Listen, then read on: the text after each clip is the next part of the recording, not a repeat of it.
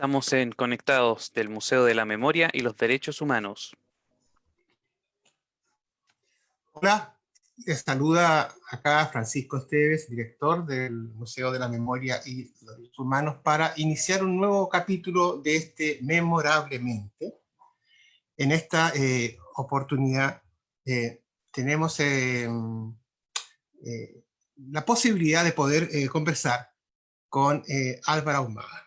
Álvaro Ahumada es presidente del directorio de Villa Grimaldi, y también es miembro del directorio, por lo mismo, del Museo de la Memoria y los Derechos Humanos.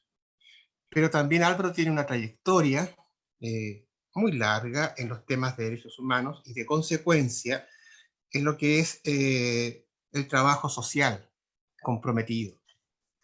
Álvaro, muy bienvenido a esta conversación. Hola Francisco, buenas tardes, con mucho gusto, a tu disposición. Álvaro, mira, acabamos de subir al sitio del museo a una sección que se llama Galería Virtual, una exposición que tiene como nombre Vestigios y Huellas. Esa exposición, Vestigios y Huellas, fue elaborada y preparada por el Parque por la Paz Villa Grimaldi. Es una exposición bien completa, básicamente de lo que sucedió en Chile a partir del 18 de octubre del año pasado, del 18 de octubre del 2019. Y donde se expresa en fotografías el derecho, así se señala en la convocatoria de esa exposición, el derecho a la protesta social y visibilizar las violaciones a los derechos humanos en nuestro país. En este tiempo, quería preguntarte cómo ves tú esa exposición en el sentido de lo que significa en distintos planos. Por ejemplo, que sea una exposición virtual y ya no solo física, o que sea con el Museo de la Memoria, o que se refiera a un tema de tanta urgencia, por eso el nombre de esta conversación, la urgencia de la memoria, que es un tema de la hora, si eso se vincula o no con el ayer. Bueno, son distintas preguntas, pero partamos viendo si tú esa exposición, yo creo que tú la conoces, y qué te parece esta iniciativa de que estemos junto con el Parque por la Paz Villa Grimaldi y el museo, impulsando esta exposición de virtual.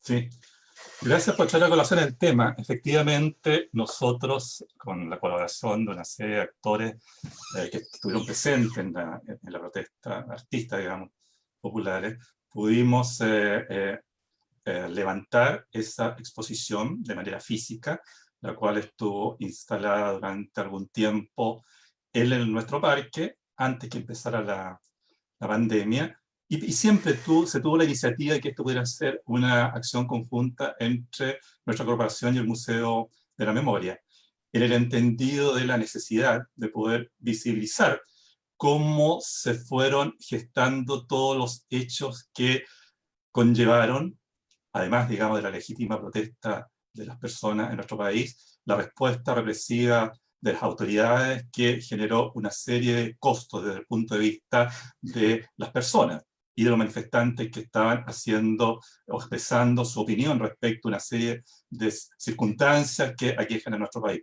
En ese sentido, el poder visibilizar la forma en que se materializó la represión del Estado de Chile en contra de los manifestantes, a nuestro juicio, es una de las labores fundamentales que podemos hacer hoy día como corporación, en el sentido de poder llevar, ¿ya?, y unir aquello que son las demandas hoy día, la forma como responde el Estado a aquellas demandas, y lo que fueron las demandas que se levantaron de libertad y justicia y respeto a los derechos humanos durante los años de la dictadura. Sin querer igualar ambas situaciones, claramente hay una respuesta del Estado que sobrepasa cualquier límite y que por lo tanto es necesario denunciar, dar a conocer, y ese es el sentido, digamos, de la urgencia de esta exposición. Sí, y, quería invitar a quienes nos están viendo y escuchando a que visiten esta exposición. Tienen que meterse en el sitio del Museo de la Memoria y ahí buscarla. Vestigios y huellas es el nombre de la exposición y se refiere claramente a los hechos relacionados con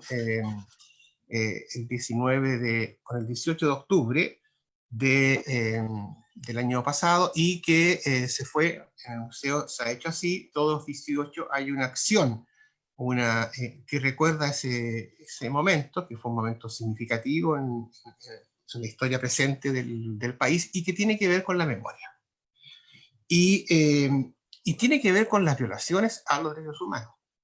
Lo que sucede, Álvaro, es que tú y yo eh, pertenecemos a una generación, por lo menos quizás puedo hablar desde, sí, de los dos, una generación que, eh, que sufrió directamente las consecuencias de la violación a los derechos humanos que se cometieron durante los años de dictadura, y al mismo tiempo una generación que luchó por la recuperación de la democracia.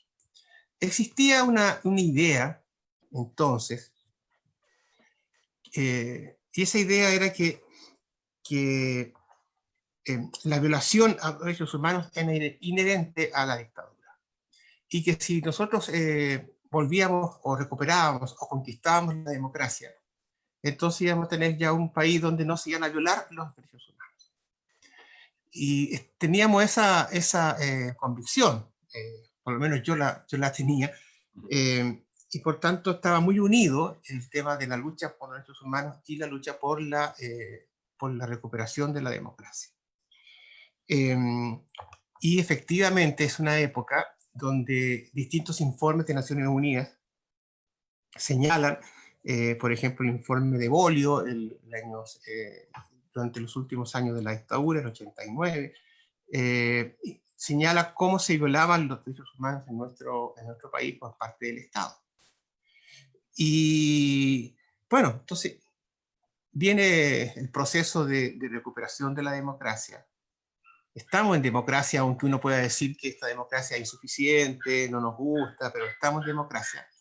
Y nuevamente viene una comisión de Naciones Unidas donde nos dice, mire, acá se están violando los derechos humanos. Es muy fuerte esto desde el punto de vista generacional, porque significa que hay un cierto fracaso de por qué razón finalmente este país no puede garantizar una situación de convivencia social, política, donde no ocurra esto de la violación a los derechos humanos. ¿Cómo lo ves tú, Álvaro? A ver, primero rescatar lo generacional. Yo creo que tú eres más joven que yo, pero yo me incluyo en aquella juventud de los 60, fines de los 60, 68, 69, que pudieron hacerse parte de todo un proceso de avance en las luchas populares y de alza en los niveles de conciencia de la gente que devino en el gobierno popular de Salvador Allende. Y aquellos 3 años, digamos, de gobierno popular significaron una serie de avances desde el punto de vista de lo que era avanzar en la profundización de la democracia y en asumir la resolución de una serie de derechos sociales.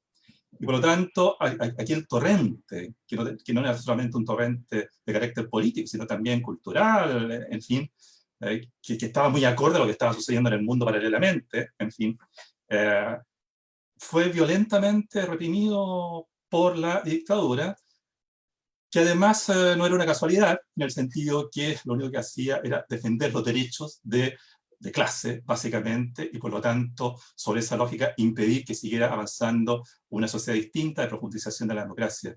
Y me incluye también, y también te incluye, en aquellas personas que en la dictadura seguimos tratando de impulsar un proyecto y defendiéndonos respecto de lo que la dictadura implicaba. Y eso supuso cárcel, muerte, desaparición para una serie de compañeras y compañeros jóvenes como nosotros en aquella época, que asumieron un camino de organización, un camino, digamos, de lucha como se podía en ese momento, un camino de protesta, en el sentido de poder generar las condiciones que permitieran terminar con la dictadura. Y la respuesta de la clase dominante es la que históricamente se ha dado también en estas circunstancias, es la represión, porque claramente no está dispuesta a aceptar que derechos que han sido parte, casi derechos adquiridos que ellos suponen que tienen, puedan ser cambiados por la gente en su expresión, digamos, más pura. Por lo tanto, hay todo un símil que uno puede entrar a entender cuando lo que son las contradicciones fundamentales de la sociedad no son resueltas, y por lo tanto la forma en que los jóvenes básicamente se oponen a aquellas circunstancias y buscan fórmulas de expresión que permitan hacer valer sus demandas. Lo que estamos viendo en Chile a partir de la rebelión esta que se empieza a gestar el 18 de octubre, tiene muchos antecedentes a lo anterior.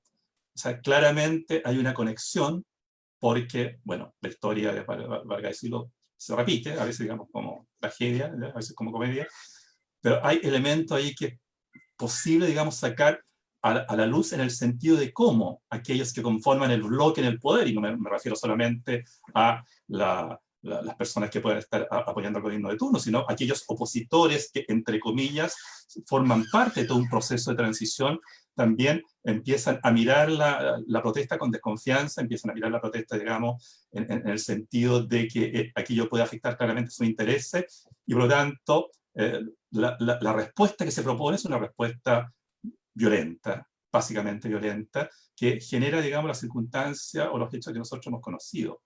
Y ahí están las deudas, y esto es a todo lo personal, las deudas, digamos, que ha dejado el proceso de transición a la democracia, donde una serie de elementos no fueron resueltos por los partidos de la concertación y luego de la nueva mayoría, y por lo tanto son un conjunto de hechos en el tiempo que generan esta rebelión, esta envidia, pequeña insurrección, en fin, que podemos ver durante este tiempo.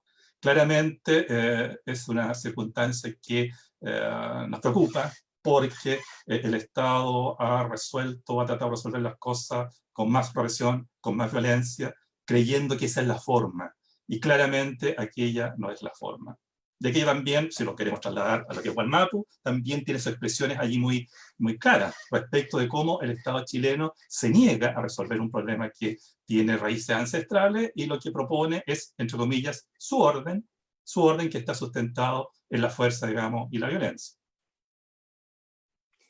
Como tú sabes, Álvaro, en los años de dictadura yo trabajé junto al Servicio Paz y Justicia, y básicamente ahí nosotros teníamos en esa oportunidad, en ese tiempo, digamos, una opción, que era una opción por la no violencia activa, o sea, una opción que estaba muy vinculada a lo que eran los ejemplos de Gandhi o de Martin Luther King, de cómo enfrentar un Estado dictatorial o un Estado violador de derechos humanos. Y aquí yo quiero hacerte una pregunta, porque en relación a la protesta, yo creo que hay una coincidencia, aunque no sé si se la reconoce, pero la protesta social es un derecho. O sea, expresarse en una protesta es un derecho social, es un derecho que las Naciones Unidas y que las declaraciones de derechos humanos reconocen como tal, un derecho. Y por lo tanto ese derecho no puede ser violentamente reprimido por el Estado, porque ahí entonces se viola un derecho. El argumento que hay muchas veces para reprimir de una manera violenta una manifestación es que hay expresiones que dentro de la manifestación son violentas. Ese es el argumento que se usa como un pretexto. ¿Cómo ves tú este vínculo entre el derecho a la protesta, el tema de la no violencia activa, el tema de estas manifestaciones también de violencia que uno puede encontrar en las manifestaciones, o esta expresión de esas manifestaciones? ¿Tú has pensado sobre eso? ¿Cómo es ese tema? ¿Tú lo consideras pertinente? A ver, ese es un gran tema. Es decir, bueno, tú en esa época estabas en el CERPAC, yo en esa época estaba en las agrupaciones de la izquierda, en el Movimiento Democrático Popular, luego de la Izquierda Unida, en que lo estábamos propugnando, digamos, por el término de la dictadura, y en que dentro de las formas de lucha la violencia podía ser entendida, digamos, como una posibilidad, digamos, de ejercicio allí cuando el Estado, digamos, reprimía violentamente. Eso es parte de mi historia, yo, y por lo tanto, y parte de la historia de Chile también. O sea, no podemos desconocer que mucha de la actividad, esa diversidad de formas de lucha fue generando las condiciones que permitieron que Pinochet pudiera aceptar al final los resultados del plebiscito. Es decir, no era solamente la voluntad de cambio, sino que era una voluntad de cambio que se expresaba también en fuerza política y en fuerza militar en algunos casos. No creo que aquella sea la opción, la mejor opción, pero claramente cuando se cierran los caminos, y ahí tú bien, digamos, traías a colación lo que son conversaciones, discusiones que se dan a nivel internacional en el ámbito de la Naciones Unidas, el derecho a la rebelión, digamos, y el derecho a ejercer la violencia es un derecho que está expresado. Y por lo tanto, lo que hay que hacer es justamente evitar que aquello suceda. Y para que aquello suceda hay que abrir canales que permitan solucionar las cosas dentro de un margen que permita o posibilite la participación de todos. En esa lógica, yo no podría condenar, ¿ya?, que jóvenes chilenos respondan a la violencia policial con violencia. No lo podría condenar. No creo que sería justo en el sentido de que ellos están tratando de, en algunos casos, proteger las manifestaciones, en fin, evitar que éstas se desarrollen dentro, o sea, lograr que éstas se desarrollen pacíficamente como han sido convocadas. Pero claramente pienso que aquí no es la salida. O sea, la salida es tratar de buscar las fórmulas que permitan resolver los problemas de nuestro país de una manera, digamos, que signifique el menor costo para quienes habitamos este país. Y tenemos la posibilidad clara de poder enrumbar la energía, ¿ya?, de los jóvenes, la energía, digamos, que se cataliza en las manifestaciones, en el plebiscito que está a puertas. Yo creo que allí hay una fórmula que permite que las contradicciones existentes en nuestra sociedad puedan ser dirimidas del modo más democrático posible, asegurando, digamos, la plena participación de todos y en fin, y la realización del mismo plebiscito, cuestión que hoy día también pareciera estar en cuestión a raíz de la pandemia. Pero claramente, si no se abren los canales de resolución de los conflictos de manera,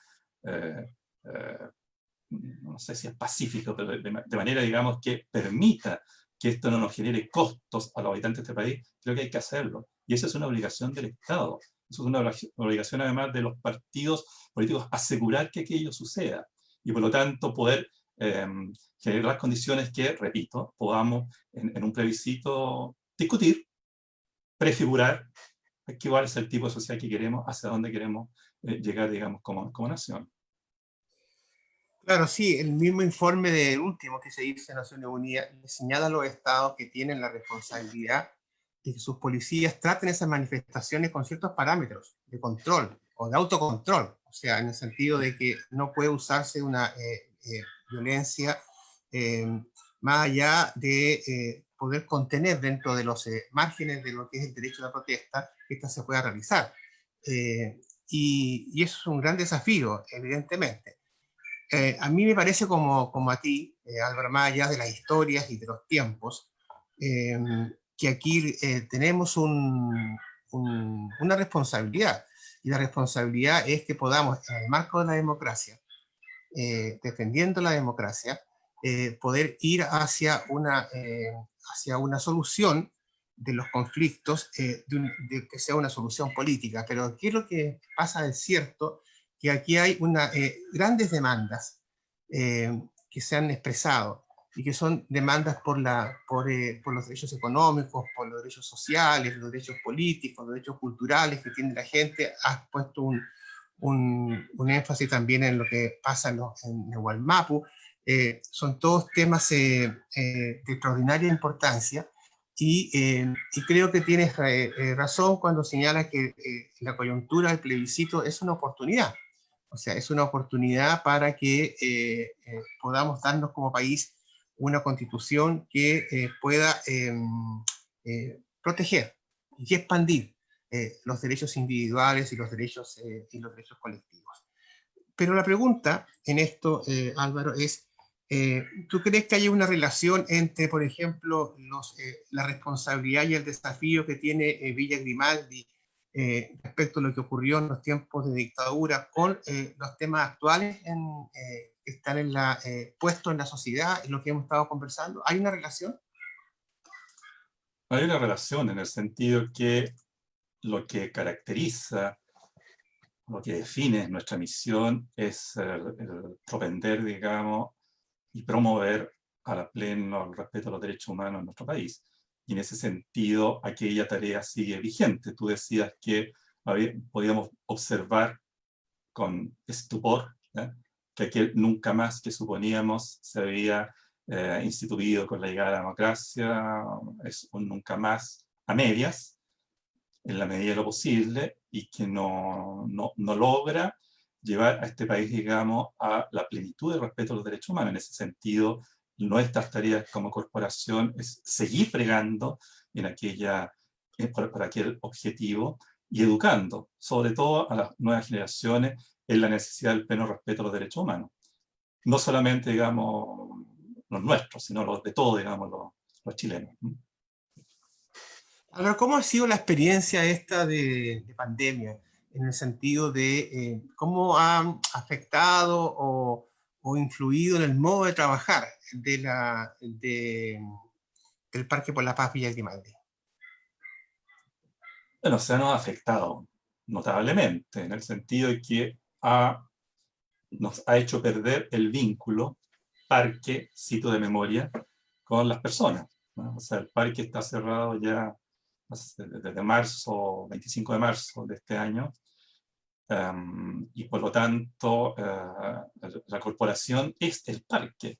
Lo que nos define, lo que nos da sentido es el parque. Lo que allí sucedió, las memorias que están allí presentes, y por lo tanto la imposibilidad de que las personas puedan visitarnos es una dificultad.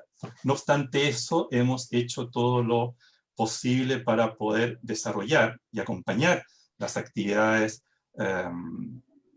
que la agrupación tenía planificadas para el año 2020, y por lo tanto hemos tenido que hacer una transformación muy radical en el sentido de pasar de todo lo que era una experiencia presencial en nuestro parque, con las visitas guiadas, con la asistencia de colegios y de visitantes de todo tipo, a la virtualidad.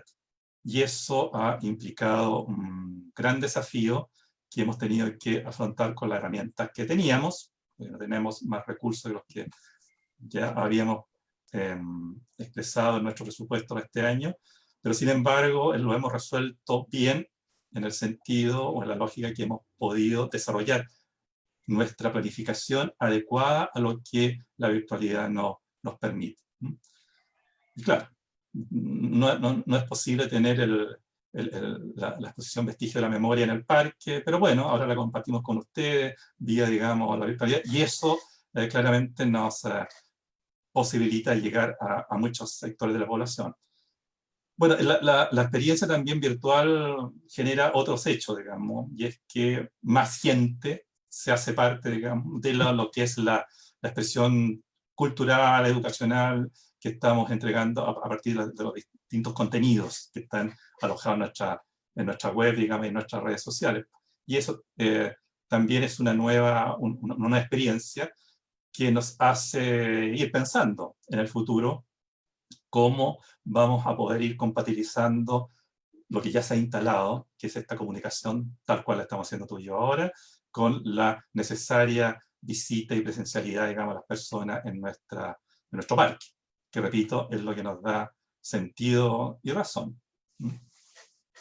¿Y han tenido vínculos también cómo ha sido la continuidad de esos vínculos con la red de sitios de memoria en el país? Bueno, todos los sitios viven las mismas dificultades nuestras, algunos estamos mejor posicionados que otros porque tenemos algún nivel de financiamiento por parte del Estado, y eso nos ha permitido seguir manteniendo las actividades que ya he reseñado. Y bueno, y en esa lógica es que la experiencia es distinta. Sin embargo, la red sigue existiendo y sigue pronunciándose sobre aquellos aspectos que son centrales y que forman parte de su misión, digamos. Ser una red de sitios de memoria, que es poder ligar las memorias del presente, lo que sucede en el presente con el pasado, y poder propender a la plena, digamos, al pleno respeto a los derechos humanos en nuestro país. En ese sentido, la red siempre está alerta a la coyuntura y haciéndose sentir en base, digamos, a lo que le es posible respecto de lo que está sucediendo en el país, particularmente en el ámbito del irrespeto a los derechos fundamentales de las personas. Álvaro, en la red de sitios de memoria existe una preocupación por el anuncio de que había eventualmente una reducción del presupuesto de los sitios de memoria y de las instituciones culturales vinculadas a la memoria. Y ese es un tema que ha causado una gran preocupación colectiva. ¿Cómo ves tú ese punto? Bueno, primero decir que los sitios de memoria son fundamentales para la reconstrucción de la memoria histórica del país y por lo tanto eso tiene que ser un concepto que debe estar imbricado en lo que son las decisiones del Estado, ¿ya? Es decir, nosotros no podemos hacer caso omiso a lo que es la memoria histórica del país y por lo tanto no facilitar el funcionamiento de aquellos sitios que propenden a aquel objetivo y que fueron parte allí, digamos, se produjeron graves violaciones a los derechos humanos. En tal sentido es que la posibilidad de recortes presupuestarios afecta no solamente a los 6 sitios que en este momento tenemos un aporte gubernamental, sino que afecta a la memoria histórica de este país. Y eso es algo, digamos, que nosotros no podemos permitir y que tenemos que hacer todo lo posible para que ello no suceda. Porque, habida cuenta, los recursos que se nos entregan son bastante precarios para lo que son las necesidades que los sitios tenemos. Es decir, que se recorte aquellos sitios que ya tienen un cierto financiamiento, significa que la posibilidad de que otros sitios que no tienen financiamiento accedan a alguno se va haciendo cada vez más distante. Por lo tanto, aquí hay una afectación en conjunto de lo que es el apoyo al rescate de la memoria histórica de nuestro país y de aquellos lugares donde se produjeron graves violaciones a los derechos humanos. Estamos a la espera de lo que pueda suceder al respecto, pero obviamente el trabajo que se desarrolla va a verse necesariamente afectado. Y eso es una gran dificultad para quien creemos que lo que estamos llevando a cabo es fundamental, digamos, para el conocimiento de las personas y cómo estas, por lo tanto, generan condiciones que permitan que estos hechos efectivamente nunca más se repitan. Pero en el caso de Villa Grimaldi, ¿cómo conversan las generaciones? Tu generación, la generación más joven, ¿hay un diálogo hay vínculos, hay entendimientos o hay distancias?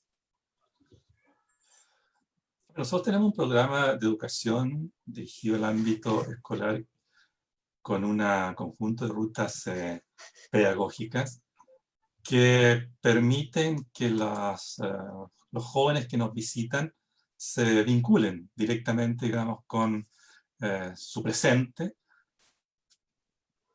o sea, vinculen su presente con el pasado y relacionen la experiencia histórica que el parque, digamos, supone, y por lo tanto, cómo aquello se va vinculando con las problemáticas actuales de la sociedad, en el ámbito del respeto y promoción de los derechos humanos. Y por lo tanto, allí hay una conversación que se realiza, digamos, siguiendo una serie de criterios pedagógicos, que es un modelo pedagógico que es exclusivo del parque, en el sentido de ir promoviendo aquellas cuestiones que nosotros entendemos una cultura por los derechos humanos, que incluye el respeto al otro u otra, el impulso de una cultura por la paz, el desarrollo de la ciudadanía y la participación social efectiva y anti-autoritaria. Y cómo vamos promoviendo a la vez un pensamiento reflexivo y crítico, vamos estimulando la autonomía y responsabilidad personal en la toma de decisiones, de modo tal de orientarlo, digamos, a estos jóvenes en la construcción, o trabajar por la construcción de una sociedad justa, pacífica y democrática. Eso es lo que hacemos con los jóvenes, y en ese tipo de actividades hay mucha interacción, claramente. Forma parte, digamos, del currículum de algunos colegios, y nos permite vincularnos con los jóvenes en ese ámbito, en el ámbito, digamos, pedagógico.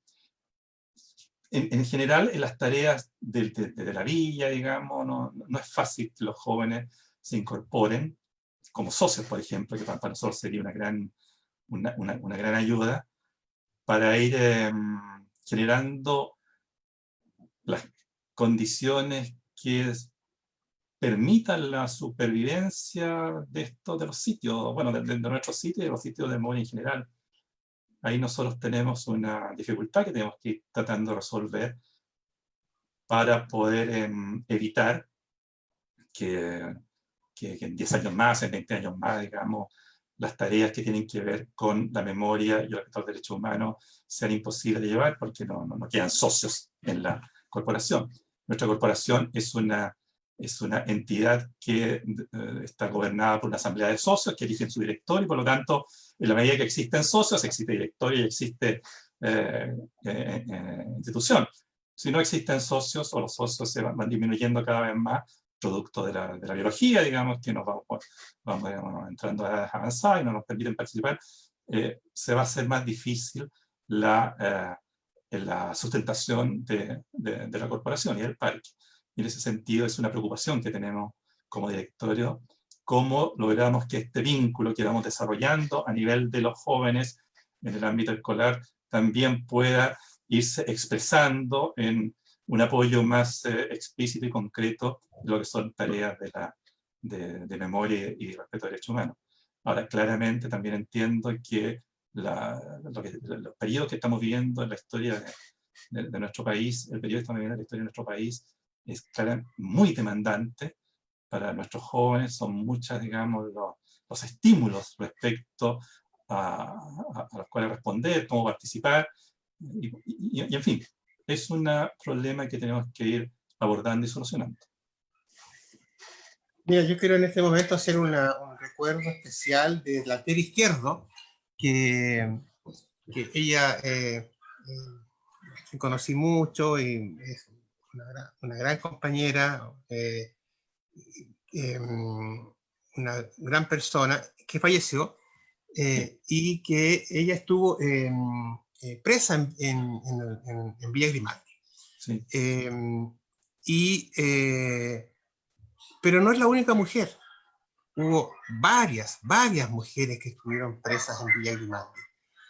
Y quería yo preguntarte cómo se relaciona, o cómo ves tú, la emergencia de un movimiento como de género, feminista, un movimiento de mujeres, mujeres que han estado comprometidas en la lucha por los derechos humanos, y la creación de esta conciencia más feminista que existe en la actualidad.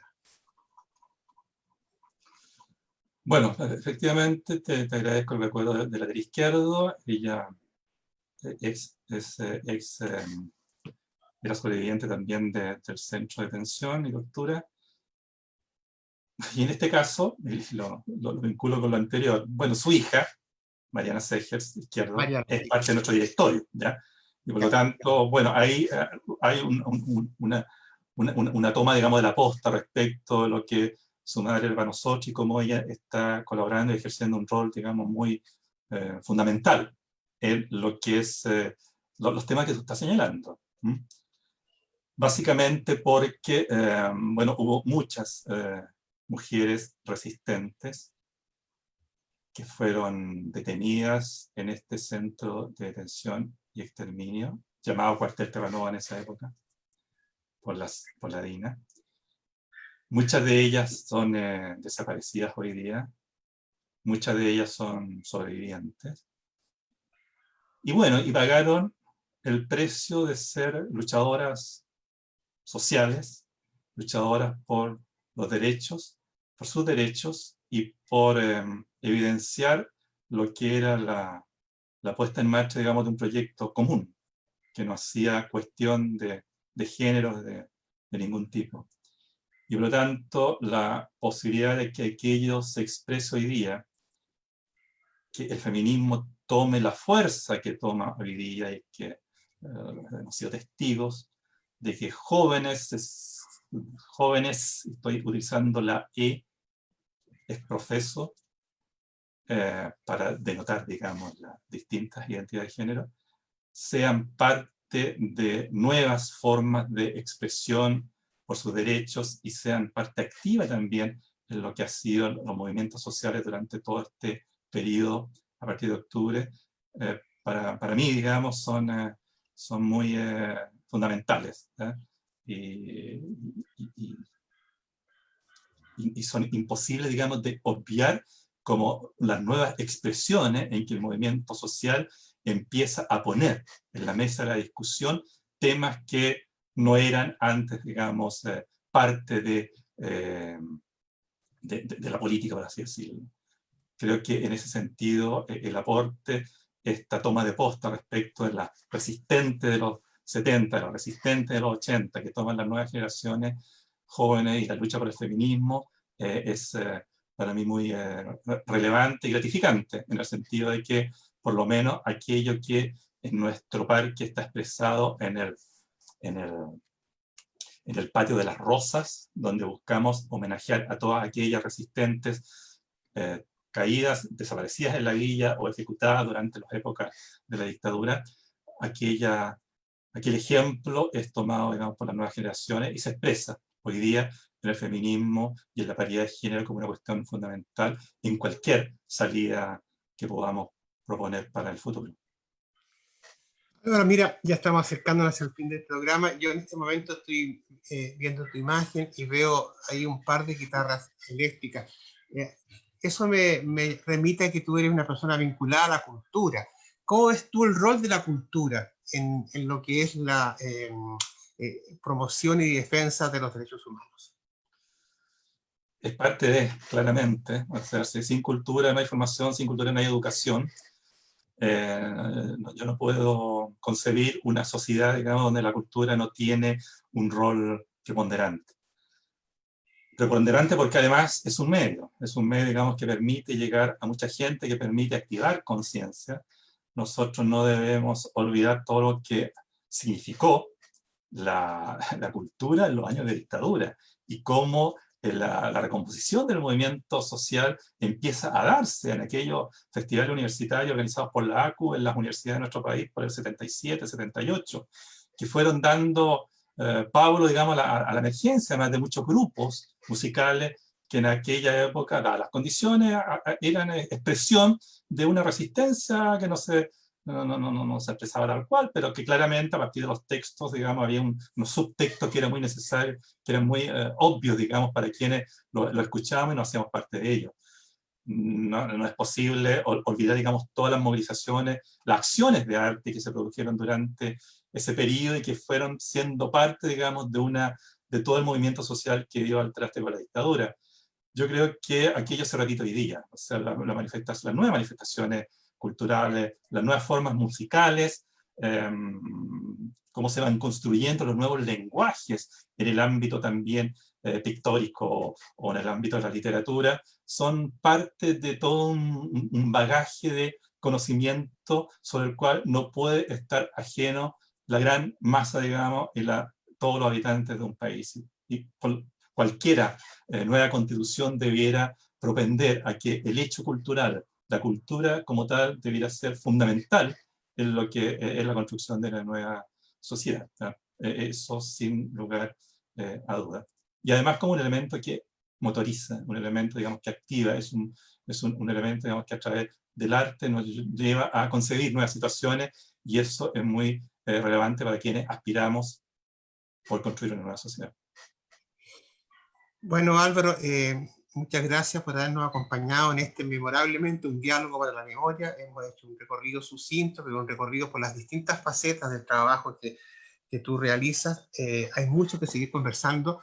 ya tendríamos la oportunidad para hacerlo, y que a ustedes que nos acompañan en este memorablemente y los otros programas del museo, muchas gracias por su, como se dice ahora, su sintonía. Eh, bueno, hasta aquí llegamos. Muchas gracias. Gracias a ti.